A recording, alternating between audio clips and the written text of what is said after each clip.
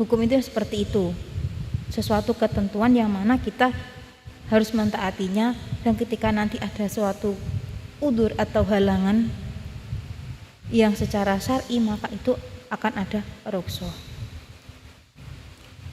Akan saya bahas sekilas tentang istihadah atau darah rusak. Bagaimana tentang sholatnya orang yang istihadah? Di awal sudah saya bahas bahwasanya ini nanti sholatnya beda. Kalau masih kecil seperti apa? Ya dia harus diberi pengertian, harus diterapkan, harus didisiplinkan bahwasanya sholatnya seperti ini, nggak boleh seperti ini. Pernah ada kejadian seseorang itu mengalami keluar darah selama 3 bulan nggak berturut-turut. Selama 3 bulan yang berturut-turut ini nggak ada putusnya sama sekali. Bagaimana kita menghukuminya? Ini hukum darah selama 3 bulan ini isinya cuma haid istihadah. Dia tetap waktunya sholat, tapi ketika di saat perhitungannya itu haid, maka dia tidak sholat, tapi darah ini tidak keluar.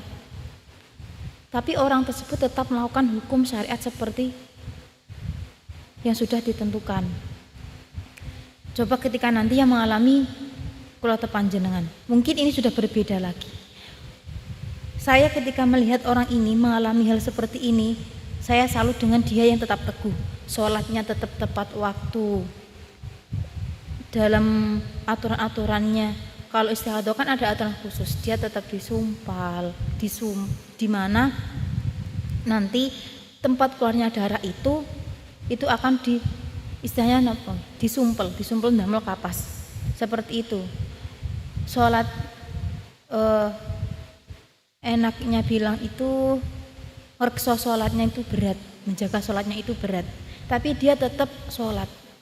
Ini 2 orang yang berbeda ya, 2 orang. Untuk orang yang pertama ini mengalami keluar darah sama 3 bulan yang berturut-turut, yang seperti saya katakan. Dia sudah berusaha untuk diobati, diminumin obat apapun, dia tetap mengeluarkan darah.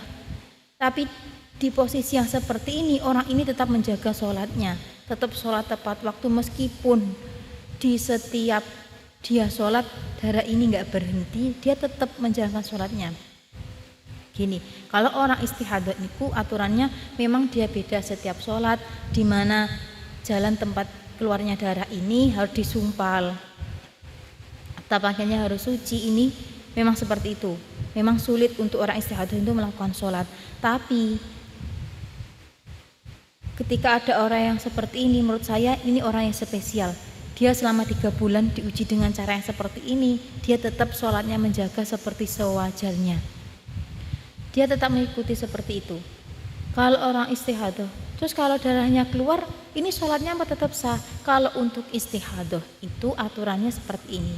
Kan dia wudunya, niatnya wudu saja sudah listibahati sholati, karena diperbolehkannya sholat, bukan karena menghilangkan hadas kecil. Ini sudah beda. Untuk tata cara sholatnya sudah beda. Semisal kalau orang yang keadaan suci tidak mengalami istihadah, ketika dia melakukan sholat, takbir pertama dia kentut atau mengeluarkan sesuatu dari 2 jalan, ini hukumnya sholat sudah batal. Tapi kalau untuk istihadah ini beda. Ketika nanti sudah disumpal, sudah melakukan syarat-syarat sholat untuk orang istihadah, ketika wudhu langsung persiapan sholat. Ketika dia takbiratul ihram, darah ini keluar, ini tidak apa-apa. Ketika dia sudah takbiratul ihram, darah ini keluar, ini tidak apa-apa. Hukum sholatnya tetap sah di sini. Kita sudah diberi keringanan. Untuk seorang perempuan sudah diberi keringanan ketika dia mengalami istihadah, sholatnya sudah diberi keringanan. Di mana letak keringanan itu? Keringanan itu terletak di saat dia sholat, di mana saat takbiratul ihram dia sudah melakukan takbiratul ihram, terus darah itu keluar. Meskipun itu nanti mohon maaf kalau kurang sopan, darah itu hingga tembus dari yang dia sumpal, ini tetap sholatnya tetap sah selama itu dia sudah melakukan takbiratul ihram. Beda lagi kalau belum melakukan takbiratul ihram, ini darah sudah mengalir lagi. Ini hukumnya dia harus melakukan sucian kembali untuk melakukan sholat ini. Sholatnya berarti diulangi. Kita sudah mendapatkan keringanan seperti itu ketika istihadah. Andaikan coba ketika nanti andaikan istihadah tak ada keringanan, setiap darah keluar sholatnya tidak sah. Mau sampai kapan kita melakukan satu sholatan ini hingga berhasil? Saya yakin sholat ini nggak akan pernah berhasil satu kali meskipun sholatnya cuma 2 rakaat. Karena ini pasti darah pasti akan terus mengalir. Pasti darah dibersihkan langsung berapa menit mengalir. Paling masih dalam 1 rakaat sudah mengalir. Mungkin kita nggak akan bisa melakukan sholat. Di situ letak keistimewaan kita. Kita diberi syarat-syarat khusus untuk melakukan sholatnya, tapi kita juga diberi keringanan meskipun darah keluar, sholat tetap sah, tetap lanjut. Seperti itu.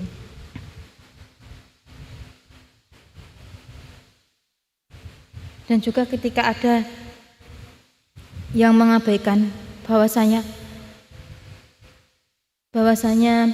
sholatku sulit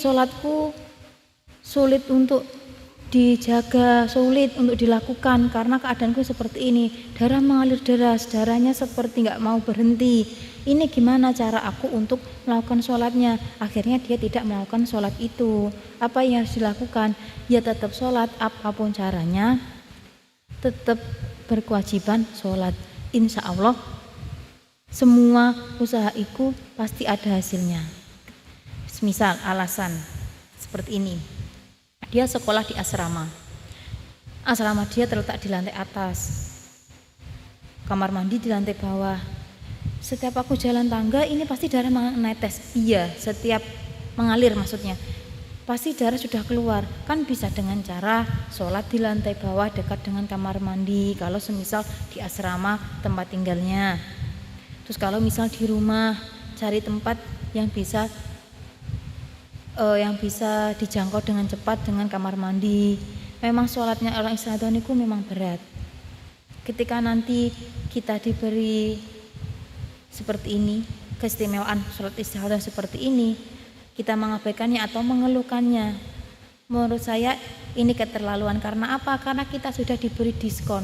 Di saat haid kita libur nggak melakukan sholat, tapi di saat istihadah kita diberi keistimewaan seperti itu nggak mau menjalankan.